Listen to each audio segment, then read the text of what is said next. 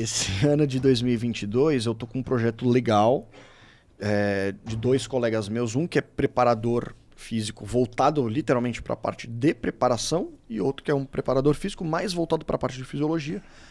A gente está querendo, junto com uma empresa de tecnologia, montar um business, uma empresa de suporte ao atleta barra esportivo. Que é fazer algo desde o começo. Porque normalmente as empresas que existem no mercado, elas fazem as partes separadas, ou mesmo as clínicas, né? Elas costumam fazer as partes separadas. Então uma empresa faz, eu faço o teste de avaliação e te dou os dados. Eu faço teste de avaliação, dou os dados para um personal meu que vai montar o treinamento. Mas é meio que cada um no seu quadrado. Né? A gente quer pegar do começo ao fim. Então fazer tanto a parte de anamnese médica, a avaliação inicial do atleta, fazer a parte de testes, fazer a preparação física e futuramente fazer a avaliação se esse treinamento está sendo efetivo ou não e periodizar o treinamento com base nessas respostas que a gente tem. E claro, tendo uma empresa de tecnologia, a gente consegue fazer isso de uma forma mais detalhada, com, enfim, certos equipamentos.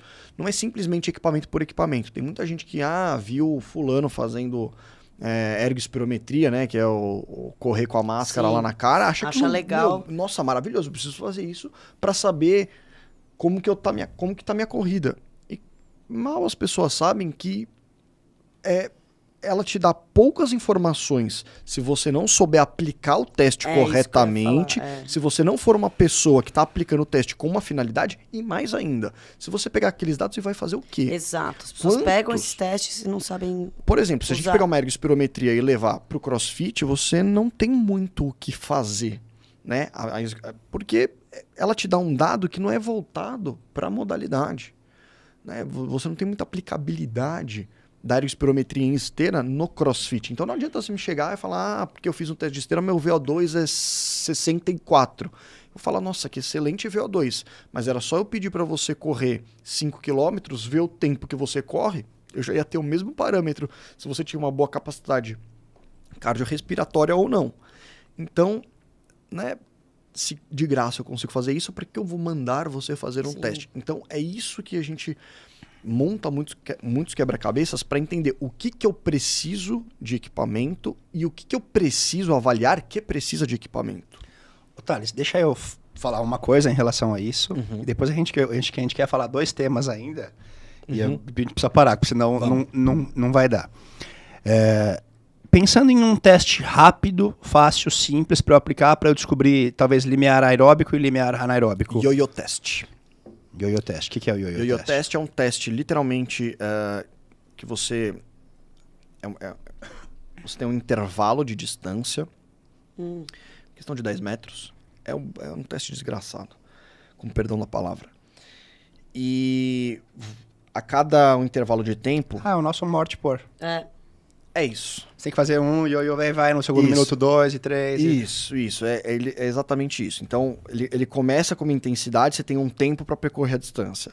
E esse tempo ele vai diminuindo.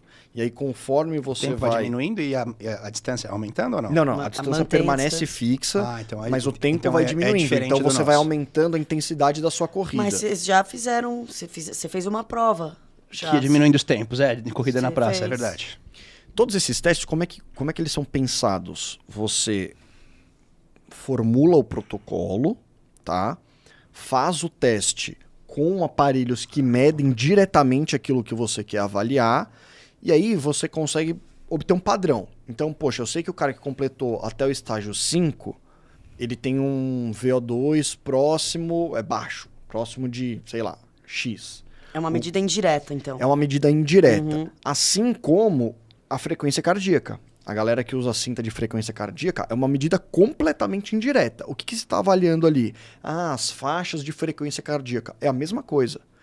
As pessoas fazem teste de VO2, sabem que o VO2 máximo ele atinge naquele batimento cardíaco. Então, se eu quiser uma intensidade de 60%, eu vou a 60% da frequência cardíaca. O problema é que quanto mais indireto o teste, mais impreciso ele é. Então não é bom você ficar treinando em frequência cardíaca, por exemplo, em esportes que tem muita oscilação. Esportes intermitentes, crossfit. Você faz 7 burpees, já está 100% quase do seu VO2 máximo, da sua frequência cardíaca. E aí? Você não consegue mais fazer nada? Se fizer 7, 10 burpees, você não consegue mais... Não. Então, tem algumas questões que você acaba perdendo parâmetro. Então, usa muito frequência cardíaca em esporte de endurance, né? Que teoricamente é um esporte contínuo, a variação de intensidade é um pouco menor, então teoricamente é um pouco mais fidedigno. Mas você tem que tomar muito cuidado, porque se você ficar baseando só nessas medidas indiretas, uma hora você acaba perdendo o parâmetro. Ou você testa esse atleta constantemente, né? E aí você, toda hora que você faz o teste nele, você compara com a frequência cardíaca dele e está sempre usando. Mas quantas pessoas fazem teste de performance para avaliar a medida direta? Então é pouco. Então a gente tem que arrumar medidas mais eficazes, e, na verdade mais efetivo, né? Porque tem que ser... Você tem que acertar e tem que ser barato isso, tem que ser acessível. Né? Não dá para você ficar fazendo ergospirometria toda hora. É caro, é um exame caro, não é fácil, não tem fácil acesso. Então... esses testes indiretos eles são muito bons, mas tem que saber aplicar, porque também senão você perde o parâmetro. E aplicar para quê, né? Você vai montar o treino baseado nos seus resultados, aí vale a pena. Mas você testar por testar para postar no Instagram, faz uma vez, tira a foto e acabou. Sim.